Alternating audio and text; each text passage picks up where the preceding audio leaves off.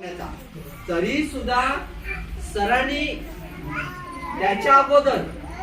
5 घर ह्या भागामध्ये 10 वर्ष त्यांनी सेवा दिली होती आणि आपला समाज आदिवासी समाज हा कुठल्या पद्धतीने आहे, कुठल्या पद्धतीने सहकार्य करतो हे सर्व काही त्यांनी 10 वर्षामध्ये अनुभवलं होतं आणि त्यांनी म्हणजे त्या साहेबांना सांगितलं तर काही पण झालं तरी मला ती शाळा पाहिजे. माझ्या अंगाला सहारे आले का खरंच आज जग आम्हाला बघतोय तो नक्षलवादी माओवादी बऱ्याचशा गोष्टी, परंतु आमच्यामध्ये त्या गोष्टी खरंच नाही. परंतु आपल्याकडे आमच्याकडे लाल झेंडा किंवा आम्ही लाल झेंड्या खाली आहोत त्याच्या माध्यमातून जे इतर जागतिक किंवा देशामध्ये राजकारण घडतंय ते राजकारण इतर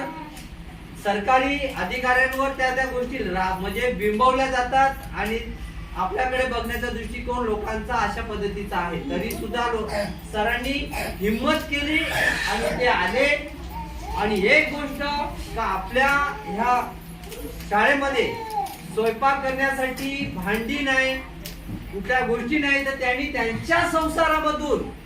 बॅगीमध्ये चमचा आणणं, उलटी आणणं, कुठल्या गोष्टी कमी असतील त्या आणणं, घरातून मसाला आणणं, ज्या ज्या मुलांच्या जेवणामध्ये स्वादिष्ट निर्माण झालं पाहिजे, चव आली पाहिजे, ह्या गोष्टी वाढवण्यासाठी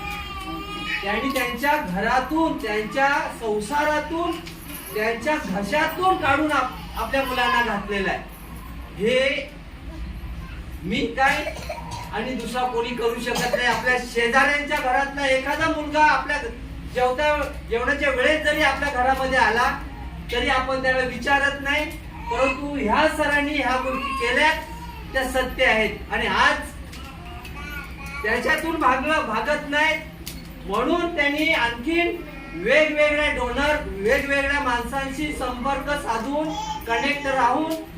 त्यांनी वेगवेगळे शैक्षणिक क्षेत्रामधील पुस्तकं, वह्या, पेन सरांनी मुले मागणी करत होते की आम्ही